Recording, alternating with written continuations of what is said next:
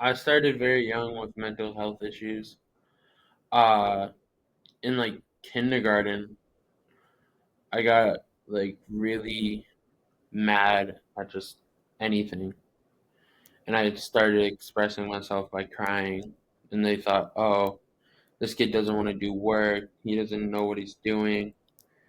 And a few people thought, "Oh, maybe this kid does know what he's doing. He just doesn't know how to express himself." Um, but in that moment, the only way I could express myself was through anger, crying, having meltdowns. Um, so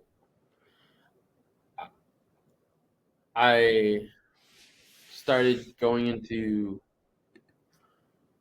I think it was like second grade, and then I got like, was it? I think it was third grade when I started getting a therapist, and they didn't, nobody knew what to do because I didn't know how to explain it to myself before I could explain it to other people.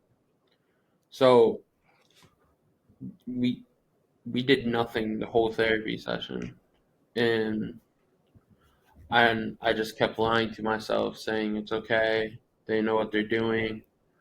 So I just kept going on until I was like, this isn't working.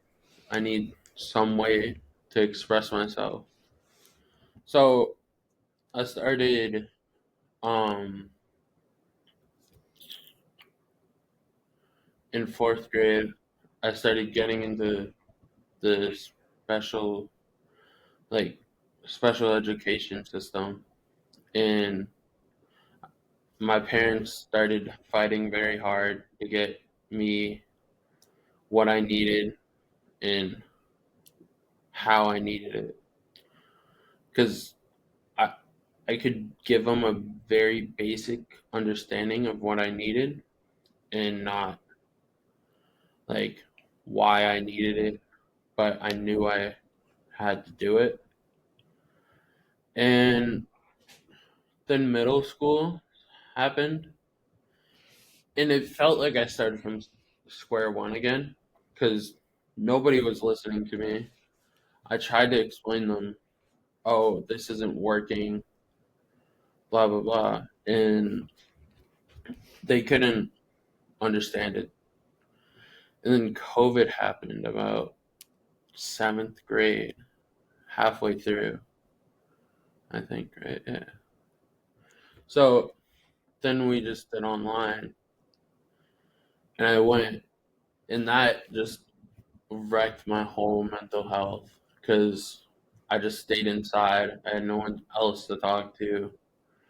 I had no way to express myself. And I started um, just not being the greatest person I could be. I started being rude to people.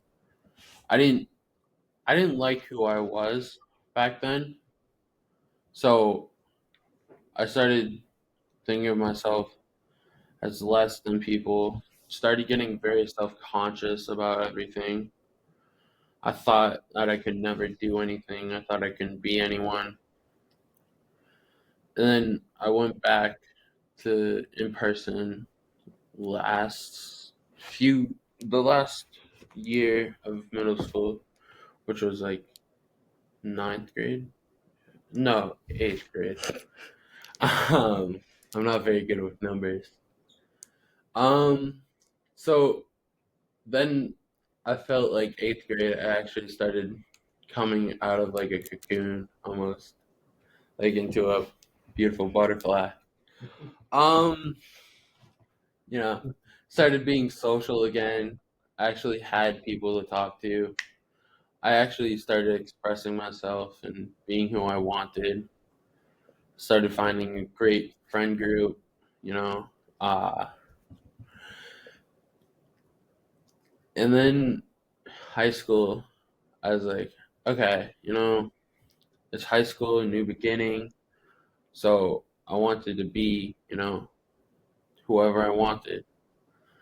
And I started almost, you know, I don't know. I don't know where I was going with that point. But you just have to grow into yourself. Like if you feel self-conscious, that's all right. You can be self-conscious.